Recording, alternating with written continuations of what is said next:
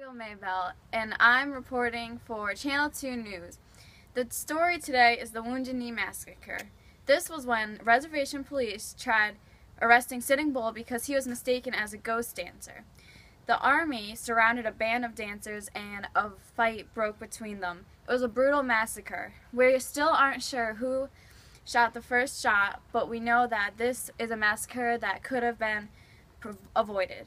Ghost dancers aren't violent, so we are believing that the Americans started this battle. They are assuming that this is a way to get revenge for the Battle of Little Bighorn that the Indians won.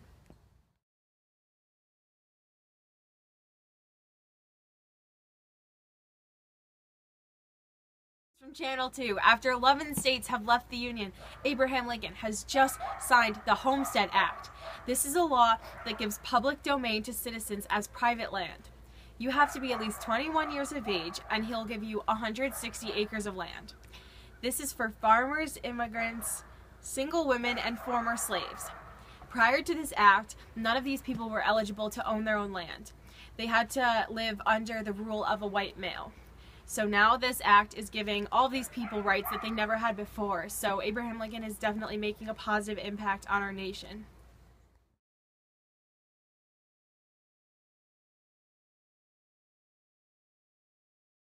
To meteorology, I'm Shirley Lorraine, and I'm reporting on today's weather. It is very chilly out. It's 40 degrees, and for the week's forecast, it's still going to be chilly. There's a 50% chance of tumbleweed coming at you, but we're not quite sure yet, so we'll get back to you on that. It's supposed to be rainy on Saturday, so watch your tents, because make sure they're held up. It's very windy out today, as you can see from this flag. The wind is at 5 miles per hour, and it's going to be windier throughout the week, so chillier and windier, so bundle up, people. I'm Shirley Lorraine.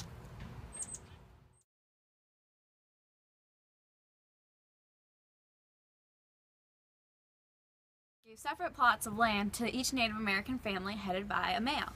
Land wasn't good for agriculture, but the Native Americans weren't even sure how to do agriculture or farm.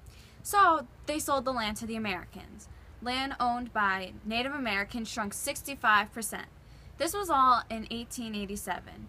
They were trying to Americanize the Native Americans. They wanted them to become Christians. They wanted them to get the same education as Americans. They wanted them to become Americans. And they ended up leaving.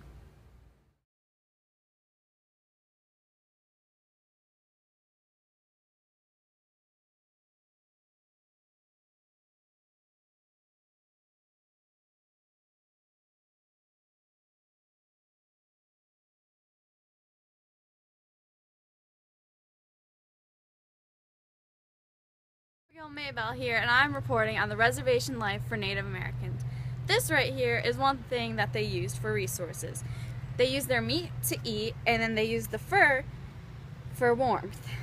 And then they used the bones to help make weapons. Completely everything. This is the last one of its kind.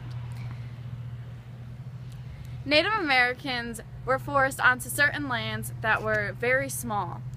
Their tribes were forced onto land. This made their lives more difficult. Some tribes are fixed to land to continue their traditions. Nomadic tribes lost their entire means of customs by being constricted for so long. Economics were another problem. These arose very highly. Results from the reservation life for Native Americans was very disastrous.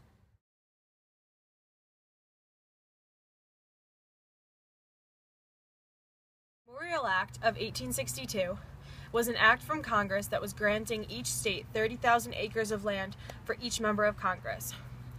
Their goal was to better the education of America. They wanted to establish institutions for agriculture, home economics, mechanical arts, and more. The Memorial Act did not work. It placed more burdens on Native Americans, and it wasn't fair to all of the Americans. It was basically just a way for the members of Congress to get more land, and it wasn't fair.